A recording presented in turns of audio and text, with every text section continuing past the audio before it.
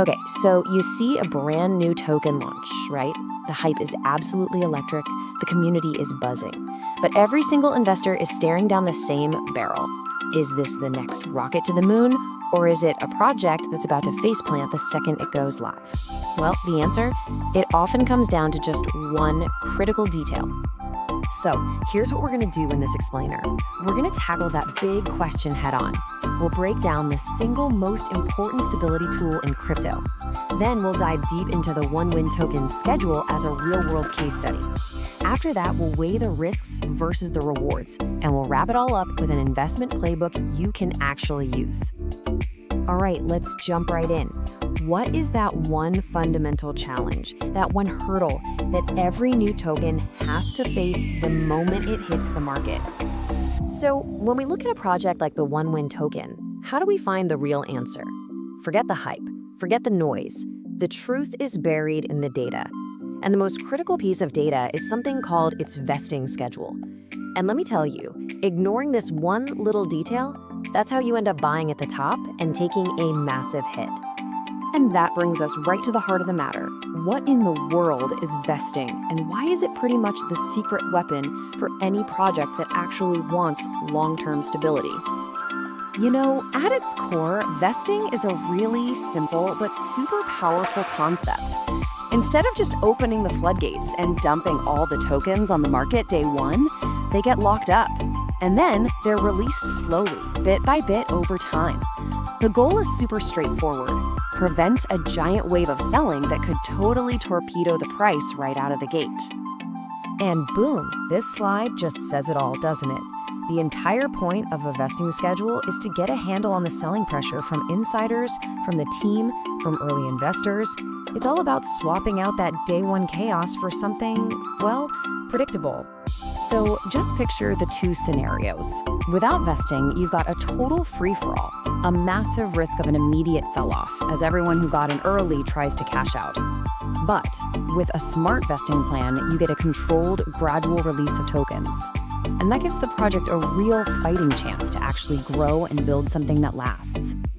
Okay, theory time is over. Let's see how this stuff actually works in the wild. We're about to dissect the specific vesting schedule for the one-win token and see what secrets are hiding in plain sight. First off, this project does something kind of cool, something you don't always see. It gives you flexibility. If you're a token holder, you get to choose whether you want your tokens on the BNB chain or on the Solana network. It's not standard practice, and it gives you more control over your assets. Now here is another key detail. The tokens aren't just automatically sent to your wallet. You have to physically go to the one-win interface and manually claim them. Now, this might sound like a small thing, but trust me, it's huge. Why? Because it directly impacts liquidity. If people are slow to claim, there are fewer tokens circulating, which might stabilize the price for a bit, but it also means less trading volume. It's a double-edged sword. All right, pay attention, because this slide, this is where the whole story is. This table tells us exactly where the danger lies. Just look at the massive differences here. The public sale, only 2% is unlocked up front. That's fantastic, it protects the regular buyers. But now, look at the danger zones. The airdrop is at a whopping 100%, and marketing gets 20%. These two numbers are screaming potential sell pressure at the top of their lungs. Okay, so we've got the numbers, but numbers are just numbers, right? What does this all actually mean for you, the investor? Let's start separating the good signs from the big, flashing warning signs. All right, let's start with the good stuff, the green flags. These are the parts of the schedule that tell us the team is probably focused on building something for the long run, not just a quick cash grab. You see the pattern here? It's all about showing they're in it for the long haul. That tiny 2% unlock for the public sale, that protects retail investors from getting dumped on. Locking up the advisor's tokens for a full 11 months, that forces them to have skin in the game. The gradual release for investors and funds, the treasury lock, it all points to a team that's thinking about the future. These are some seriously strong green flags. But okay, it's not all sunshine and rainbows. Now we gotta flip the coin over and look at the parts of the schedule that represent a very real and very immediate threat to the token's price. And here they are, the two biggest red flags by a mile. 100% unlock for airdrop tokens, That's a textbook recipe for a price dump. Think about it. People who got free tokens have absolutely zero incentive to hold on. They're probably going to sell immediately. Then you add a 20% unlock from marketing, which often just gets sold to pay for ads. Yeah, you put those two together and you've got a potential perfect storm of selling pressure the second this thing goes live. So, knowing the good and the bad, what do you do with all this? How do you play it?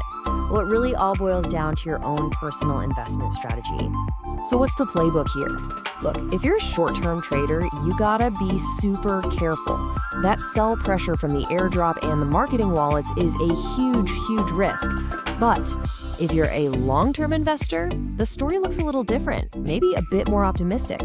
The long lockups for the insiders and advisors are all designed for stability. Your strategy then isn't to ape in on day one. It's to be patient, wait for that initial storm to blow over, and then look for a solid entry point once the price starts to settle. The bottom line is, you now have the tools to look right past the hype and analyze the real mechanics of any new project you see. So the big question isn't really just about the one-win token anymore. It's about the next launch you see, and the one after that. The real question is, how are you going to use this playbook to spot the gems and dodge the bullets?